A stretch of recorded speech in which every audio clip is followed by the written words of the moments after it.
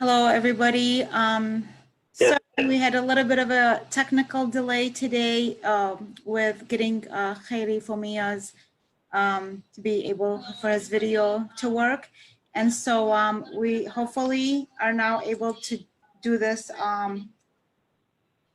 just with having him, sorry.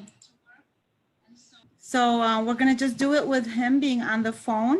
And this is Khairy Foumia is one of our guests today with the Cultural Center's weekly discussion series that is in collaboration with the University of Michigan Detroit chapter and Unique Voices in Films.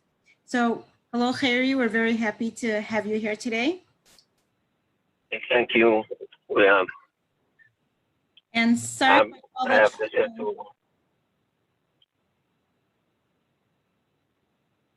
Sorry, I couldn't hear you. I said, sorry about all the trouble. We would have liked for your video to be on, but we're happy to have you here today. It is my problem. I don't know. I'm not good in computer. That's why. It's my problem. That's okay. Well, we're still happy to have you here today. And I think you have. Thank you. So yeah. One of the things yes. You have written or translated 7 books, correct? Yes. The most recent one is so far, of course, there'll be many more. Your most recent book is called Catalogue Manuscripts of the Church in Telkeppe. Yeah, that was, yes. It's 140 pages. Please tell us what this book is about. This book contains about 240 manuscripts which are in the library of the church, Sacred Heart Church of Telkeppe. I started cataloging them in 1989 while I was in Baghdad, but I used to go to visit my parents in Telkeppe from time to time. Then I completed here in the United States because I got all of those manuscripts. I have them in digital now. I went over again when I got those digital. I found that there were some notes still not. I mean, I forgot to take them, or maybe I didn't pay my attention by then. Then it is completed. It's now 592 pages almost. And who are the scribes who wrote these books, the manuscripts that you translated? No, really, I didn't translate. But what I translated is only the colophon. At the end of the manuscripts, they usually the scribe writes his name, where he wrote manuscript it, to whom, which churches used it. Sometimes also there are some notes who bought it from, I mean, the guy who sold the book or the manuscript, or to the church or to individual people, and people sometimes they donate them to the churches. Yeah, there are many of them, but mostly are from Al-Qush and from Telkeppe, most of the scribers. There are a few from different places, but most of them were written to the Church of Telkeppe, to be used in the Church of Telkeppe. You mentioned that this project took over 30 years to complete. What was that journey like? Well, you know, I was in Baghdad. My business was in Baghdad. I was living in Baghdad. But I used to visit my parents from time to time for a couple of days. So that's why it took me for so long. But when I left Iraq, I got all the whole library was digitized. So I got their pictures and then I completed. Few years ago, but just now I publish it. Yeah. Can you tell us a little bit about your background? I know you were born in Telkeppe, and then can you tell us about growing up and wanting, studying in a seminary? Yeah, I was born in 1947 in Telkeppe. I entered seminary in 1961, in the age of 14. Those days that was the seminarians usually go after the sixth grade. They go to the seminary. But nowadays, no, they don't accept unless they are in finished high school or they are in college. I studied in seminary a few years, and then I left. Continue my studies. I finished high school only. I didn't go to the college. I was not interested in. Yeah, then because I start my business after I worked for somebody for a couple of years, and then I got my own business till I left Iraq.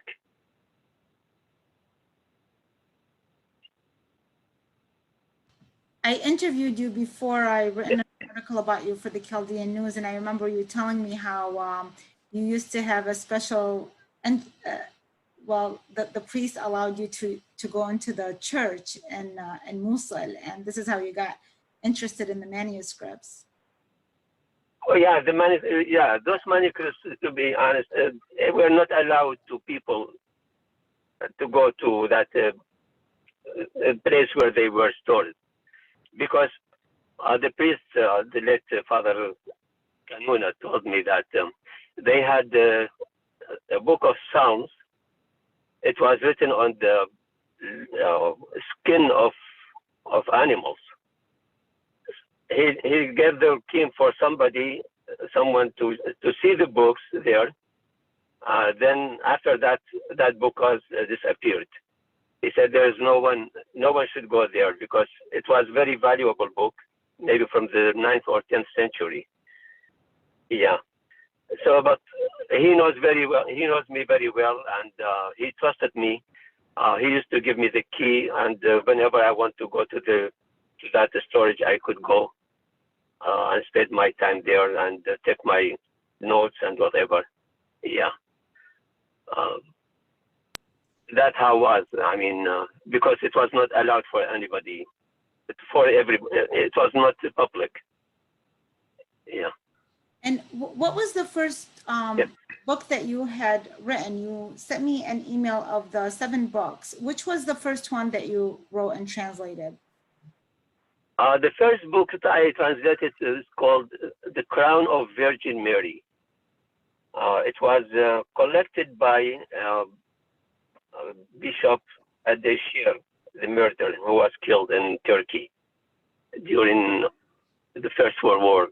The Ottomans killed him. Yeah, he wrote it in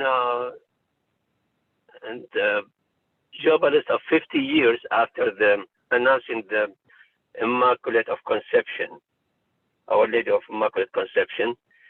He gathered all the prayers or the saying from all the authors in the Chaldean Church or the Eastern Church, which they were Nestorians. All those sentences or expressions shows that Virgin Mary is a mother of God, but they didn't say them. They couldn't say it, Mary, Mother of God, but they gave her many others. They described her in many ways, but those shows that she is Mother of God, but they couldn't say it. I don't know. Did you understand me or?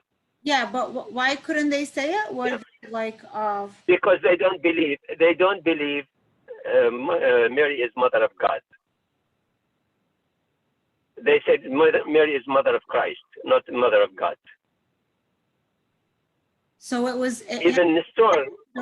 Yeah, that was even Nestor. Once he said, "If you want to say it, Mother of God, yeah, go ahead, say it." But because the reason is they don't want people to think that she gave birth to God. personally. But we know that Jesus is God, and she gave birth to Jesus. That's why we say he's a God. She's mother of God, but not she didn't give a birth to God. But because he is God, we call her mother of God. So they prefer to separate that, so people won't be, maybe they would think something else. And when you say who, so that book was, when you say they, which is the group? The Eastern Church, the Church of the East. Okay. Which they used to, sometimes they used to be called Nestorians, because they followed the teaching of Nestor. Nestor said, Mary is mother of Jesus, of Christ, not of God. So there was like a synod in 431. They said, no, this is heritage. You cannot say, we have to say Mary is mother of God. So he was cut from the church and exiled somewhere else. But so after, to make that statement. Yeah, it's a theological, it's a very confusing subject. Yeah, just like the Protestant, how they separated from the church. So he separated from the church also. He was the first one who separated from the church. In 431. It's called the Synod of Ephesus, or of Ephesus, and at that time. And what about another book that you had also translated, discusses the persecution that the Chaldeans and Assyrians? Yeah, that was in 1915 when the Ottomans or Turkey persecuted Christians, especially they started with Armenians. They killed over 2 million of Armenians. That's genocide. And then they start also, with the Armenians, they also persecuted other Christians, like Chaldeans, Assyrians, Syriacs, even Greek. They have some Greek there. And other Christians, they killed over 4 million altogether in 1915. Yeah. That book was written, it's like memories of, written by Bishop Israel Odu. He was Chaldean priest, Chaldean bishop in Mardin, which is in Turkey now. He wrote that manuscript, and when I found it, I translated it to Arabic. Yeah. Well, what do you mean when you found it? Was it available? Where was it? Was it in the church library? It was. I found it. I found it in the library of Rabban Horn's monastery. Oh, in the monastery. Yeah, so I was thinking recently, there's a Bishop Ibrahim's library, which is currently right now being taken care of by the priest in one of our churches. And we were currently discussing that, I don't know, I'm sure you've heard about the manuscripts or the books that were recently found that ISIS had tried to destroy, but then they found them in somebody's home recently. Yeah, I heard that yesterday, but I have no details. Just I heard it about 30, 40 books. Yeah. And that the monks. They tell them to the church. Yeah. Yeah, and that what was described to me is that there's a lot of the monks in the monasteries. There still are monks living in the monasteries, and they have some of these ancient books that, they're not digitized. There's no way to really get a hold of them. So that would be interesting to see what these books are about, or at least to digitize them. So in order to protect them, because as we have seen over time, it's not, it's kind of a hostile region, and a lot of times these books get destroyed. Yeah, most of the manuscripts in Iraq are digitized now. There is a project led by Bishop Michael Najib Mikhail. Now he's Bishop of Mosul. Yeah, he's taking care of everything, all those manuscripts. He is digitizing them all.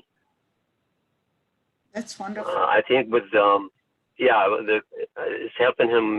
One of the universities here in Minnesota, I believe. Yeah. No, he's working very hard and trying to digitize everything. So yeah, I have, so here's your book, the one that was about the cataloging the manuscripts. It's, as you can see, and the title, it's in Arabic and Aramaic. And then when you open the pages, what you did here is there's a lot of the Aramaic writing and then your translation in Arabic. Is that what these pages? Because I don't. Yes. Okay. Yeah. Those are the Aramaic, all the notes which are written in those manuscripts. So I translate them to Arabic. This is the main thing. I mean, this is from these notes you can know what is this manuscript, when, where, and who's writer, to whom. Sometimes also they mention some news, some events happened. Like there's a small book that said, there's just a short note. The Church of Virgin Mary in Telkeppe was built last year. I mean, he says the last year when the book was written, it was in 1846 that church was built. There is another note in another book. He's speaking a little bit more. He's saying the Church of Peter and Paul, St. Peter and Paul in Telkeppe, was built by money donated by Mary Therese Esmer, which was living in Europe. After she died, she donated her money, whatever she has, to build a church in the village of her fathers and grandfathers. And then she was buried there also. Where was she buried? Yeah, go ahead. Buried in her land? In her birthland? No, she was living in Europe. Oh, okay. Actually, she left Telkeppe. Maybe she wanted to be a nun in Rome, but she didn't continue. Then she lived there. She had a very huge book of her memories. It's about 700-800 pages in English. Yeah, I have translated to English. It's two big book memoirs. So I didn't know the part about for the church. Her will was to build the church in Telkeppe and to be buried in that church. And I saw her tomb. Where was it in the church? I know where it was. Oh, wow. Yeah. So her money, they sent their money to Telkeppe, and they built that church. It was in 1875. What church was this? The one that? So like the compass of the churches in Telkeppe, we have 3 churches in one yard. They have 1 yard in between. Sacred Heart Church, it was St. Kyriakos and Violetta, his mother. Then when it was very old, then they built a new one instead, but the largest church in the Middle East under the name of Sacred Heart. So there is no church larger than that. It's 1,200 square meter. That means about 12,000 square feet. Then there is a Church of Peter and Paul, and then the Church of Virgin Mary. So Virgin Mary was built, the first one was built in 1846. Then they rebuilt it again in 1941. St. Peter and Paul was built in 1875. Sacred Heart they started building it in 1912, but it was constructed in 1931. They stopped for years of First War. They couldn't work during the war, the First War. Are these churches all standing? Are they all in decent condition, or I know that the Sacred Heart was looted, but these churches are. Sacred Heart was was a training area for ISIS. They burnt the Virgin Mary Church. They had some. Also, they make some rooms in St. Peter and Paul Church. Now they rebuilt, they remodeled the church, St. Peter and Paul Church, and they are using it in Telkeppe now. The Sacred Heart are not using it yet. That's what I heard. I don't know. Yeah. I also have this. But maybe they use it once. Yeah. I also have another book that you wrote about Telkeppe. It's the an episode in history of Telkeppe. Yeah. Yusuf Patriarch II of Chaldean. Yeah, I was supposed to write an article about Patriarch Yusuf Ma'ruf, who was from Telkeppe. When I read the article, and the editor of the magazine told me it's too long. We cannot put it in magazine. He said even reduce it, or you may add something to make it a book. I said, okay, I will make it a book. So I start also gathering sources and adding. But really, it is very, very important book about the Patriarch Yusuf II Ma'ruf. No one wrote about him so much. No one had, I mean, all those who wrote about him were only 1 page, 2 pages, no more. But I wrote over 100 pages. I found most of his writings, whatever he wrote, about his life, where he lived, what he did. It is very important for the history of the church. Yeah. Plus, one part is about him, and another part is because when I said when I am writing about Patriarch from Telkeppe, I have to write something also about Telkeppe. So that's how it became about 240 pages. Can you mention one particular thing of importance about him? So for people who don't know his history, if just. Yeah, most of those who wrote about him, they said they thought he was Catholic, born a Catholic. I found that no, he was born Nestorian, and then he converted to Catholic. Then only in age about 24, 26, he became a patriarch, and he led the church in very difficult time. And he wrote over 30 books in a very short period. He passed away in the age of 46. 30 so books. only about. What are his books about mostly? Yeah, he wrote about, but I didn't find all of them. There are some the titles of some books mentioned in somewhere, but I didn't find them. We might find them in manuscripts wherever we are looking now. Yeah, but I found maybe about 20 of them. Yeah. So yeah, just like yeah. What are you working on? Something that you're working on right now? Now I am working really in many things. Other books. I have another book is about the scribers and monks from Telkeppe. I have about 130 names. I'm looking for those scribers where they are. Their manuscripts are like some are there in British Museum, some they are in Berlin, some they are in National Library of Paris, in Belgium, in Russia, India, Iraq.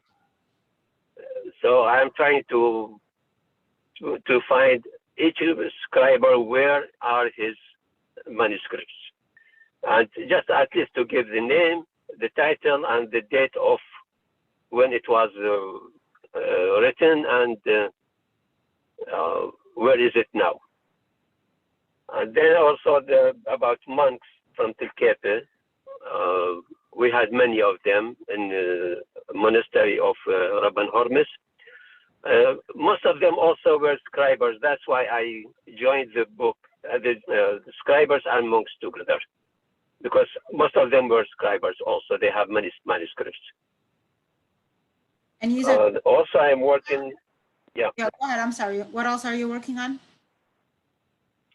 I'm working on another book is bishops for a Chaldean church, and all the bishops, patriarchs in Chaldean church since the union, the first union, which was 1551 up to date. I have all the list of all of them. Just I'm looking for where can I find something to write about their life, what they have done. Yeah, how are you able to do this research with, I mean, I'm sure it makes it easier with technology, but with the current situation in Iraq and all that has happened in the past, how are you able to do the research that's involved for this kind of projects? Well, when I was in Iraq, I had many sources, but here very limited, because I think you have heard about late Father Yusuf Habbi and Father Putras Haddad. They told me our libraries are open for you whenever you want, whatever you want to take, and they helped me a lot. I mean, while I was in Baghdad, looking for sources and give me some information, direct me how to work. Yeah, but here I have only my own library and Bishop Ibrahim. I mean, which is his library also. It's a very rich library. I visited it today for the second time. Before our call, I had the chance to visit it, and it's very impressive. And you can spend months just being in there and seeing the books. Unfortunately, I don't read Aramaic. I'm trying to learn it a little bit, but there are ancient books in there. They're very, very valuable. They're for people especially that read it. Yeah, and in this library now, we are trying to. We have about 2,200 manuscripts digitized. We are trying to also to make them in paper. We have about 400 or 500 already are ready. We are waiting for the second shipment from Egypt. They are printing them in Egypt.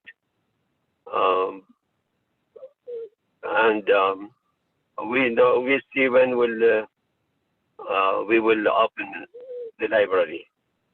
Yeah. Involved in that work as well? So, excuse me? You're involved. I didn't hear you. You're involved in the. Oh yeah, I am involved. Yes, I am involved. Yeah. Yeah, we are working very hard because I have to look also for sources, for manuscripts where to bring from, to choose which one we need. I mean, finally, we have to bring everything, whatever we can. But now, because we are limited in financing, so we are just trying to get most important. Well, you're doing a very important work. So, and I'm sure of course, it's a job that you really love, but it's very important for the community. And I think just for society and humanity, because there's such rich literature that, there's so much that was lost in that. Yeah, it would be like a researcher center. We are hoping to be that. Yeah. I mean, whoever wants to make his research about the Chaldean church, we are trying to get in this library, to be honest, anything, any book mentioned Chaldean or like Iraqi or Mesopotamian heritage, we will bring it. Anything mentioned about the church, the Church of the East, we'll try to bring it in any language. We don't care, because those who are researchers, they know different languages, not only one language. Yeah. But we will try also to translate some from those Aramaic to English for our people here. I mean, but we need it needs a lot of work. Yes. Yeah. There's quite But a hopefully we will get our it'll goal. take time. It's a lot of work and a lot of time, but it's well worth it. I heard that Bishop Ibrahim had in the past even traveled to Europe to attain some of the old ancient books. Yes. Yes, he did. And he brought for me some documents for from the Vatican Library. I put them in my book about Yusuf II and the evidence of Telkeppe. That book you mentioned, the book before this one. Yeah, he brought me some documents from Library of Vatican. I had like, especially I was looking for his handwriting, but now I have manuscripts, but those days I didn't have it. So I knew that he had a letter and he sent a letter to Rome. So I want a copy of that letter. So I got it. Yeah, Bishop Ibrahim brought it for me in one of his visits to Europe, to Rome. Yeah. So those. Yeah, but we are looking also. There is a library in France for late Monsignor Yusuf, Patros Yusuf. He had a very rich library. We are trying to digitize that, all of it, and to bring it here. We are working in that too. Are some of these books handwritten? Are they mostly handwritten, or are they printed? The ones that you were working on in the past, like the ancient books, are they handwritten? No, mostly. No, I mean, we are looking for manuscripts, but if there is any book about the studies about those manuscripts, we are bringing them. But anything also speaks about the history of Chaldean and or history of the Church of the East, we should get it. Because this library is special for the Chaldean heritage. So the Chaldean civil one and the church one, the spiritual one. Well, thank you so much, Deacon Khairy, for the great work that you do, for all the contributions that you have made to try to preserve the Aramaic language and the history of the Chaldeans. So just really honored all your efforts. And again, I apologize that the technology is normally fairly good, but in this case, you know, we got your voice, but we would have liked to see your images. Yeah. Thank you. I'm sorry. It was my fault. I'm not good in technician. Yeah. So I don't know how to. Yeah. It's okay. It's good. I know how to type. That means we have to get you back, and then this way we'll make sure, like, you'll have to come to our office so that we can make sure that we have you on. How about that? Okay, anytime. Thank you. Actually, what I'll do to make up for this interview is I would love to interview you at the library. So maybe we can meet one day there, and I will just film you talking about some of the books there. How about that, to make up for this interview, for your image not showing up here? Okay. Okay, no problem. Okay. Okay. Thank you so much. This time for you, and I would be ready. Yeah. Okay, sounds good. Yeah, that would be great, because then you can share with us some of the manuscripts, and you can give us an example of what's inside that library. So. Yeah, sure. Yeah. Okay. Thank you very much. Whenever you are ready, I am ready. Okay. Thank you. Sounds good. Thank you. Thank you, everybody, for watching, and for being patient that we started a little bit late today. Have a wonderful day.